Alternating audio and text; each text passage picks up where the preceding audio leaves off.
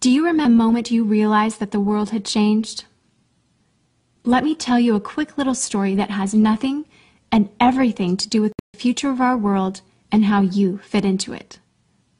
In 1917, the United States faced a huge problem. They were working hard to compete in the industrialized economy, and there was a shortage. Not a shortage of oil or coal or other natural resources, a shortage of people, specifically obedient factory workers. The solution to this economic dilemma? It was an experiment of sorts. It hadn't been done before, until someone thought of it. Mandatory public school. Unfortunately, the initial purpose of the United States public school system was not to inspire children or generate scholars. And it wasn't created for dreamers, people who color outside the lines, break the rules, and challenge the status quo. The public school system of the early 1900s was invented to create a nation full of adults who would obediently do their jobs in the factory assembly lines. Teaching kids to sit in straight rows and scheduling the entire day with the ringing of bells wasn't by chance. Punishing those who didn't conform was purposeful. These were the skills they would need to join the labor force. Intentional or not, this early method of turning dreamers into workers was an investment in the nation's economic future. And it worked. This then led to several generations of productive, fully employed workers. But it isn't working anymore. Why? Our economy has changed. We don't live in an industrialized economy anymore. We live in a connected economy. Right now, there are more users on Facebook than there were people on the planet 200 years ago. Technology has made it possible for us to connect with people, ideas, and information from anywhere in the world instantaneously. And as a result, our economies have expanded from localized towns and communities to the entire world. We have globalized trade in nearly every way.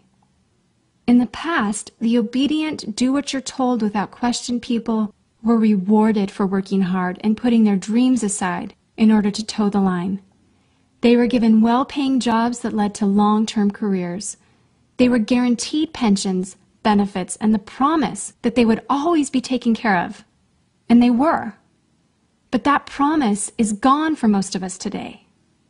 Even if you have a white-collar job, the majority of white-collar workers are still working in a factory. Instead of operating a sewing machine or welding a widget, they now push pencils, type on keyboards, or process paperwork. It's still factory work because the entire focus of the day is spent on increasing productivity, which leaves little room for creativity, spontaneity, or individuality. The educated, hard-working masses are still doing what they're told, but they're no longer getting what they deserve.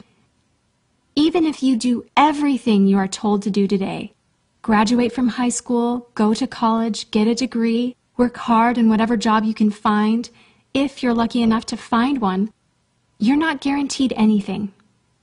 Companies are being forced to change or die right now. Layoffs happen much more often than job openings appear, and the highest paying jobs are disappearing or heading overseas at an alarming rate. If you have a job where your boss tells you exactly what to do, he or she will always find someone cheaper than you to do it. Did you know that the average length of a job today is about 4.5 years? Contrast that to the 1960s when it was 40 years. The connected economy rewards a different group of people. It rewards the people who see things differently, who don't conform, people who have ideas that no one else has, people who are willing to work hard but know that the old way of doing things is broken. The connected economy rewards you not for being a cog in the wheel of life, but for standing up and reaching out. The connected economy rewards the connectors. Whether it's connecting a person to a person, a business to a business to a product, or a product to a person, those who learn how to connect are the ones who will survive and excel in the connected economy. That is how the world has changed. It's not about to change, It already has. Things are different now, and they're not going back to the way they used to be. Look at Facebook. What's their product? It's you. Your network, your information, your ideas, they all have value.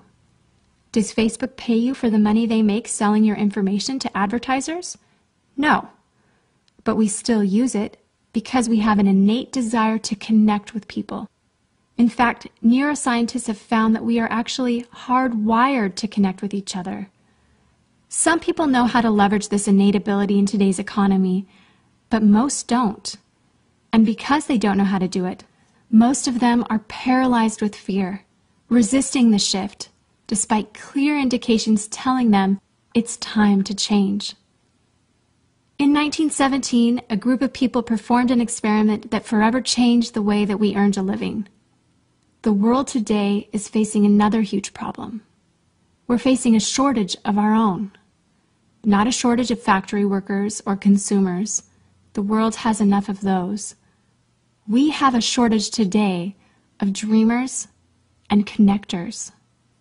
And so, we're holding our own little experiment. And you happen to be the subject of it.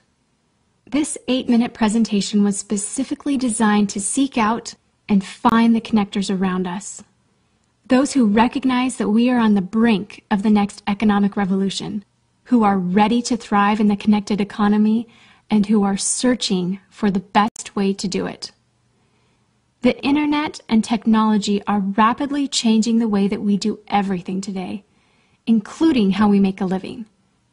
It's not too late to embrace the change and find a way to make yourself relevant and profitable in our brave new world. And that's why we've invited you here today.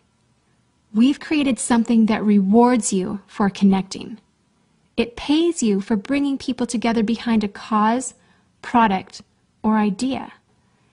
And we have systematized it and made it so that you can do it from anywhere, with anyone, at any time.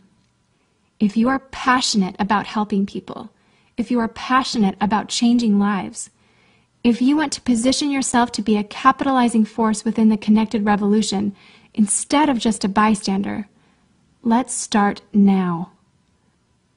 Do you remember the moment you realized that the world had changed?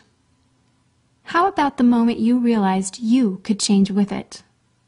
Are you ready for the details?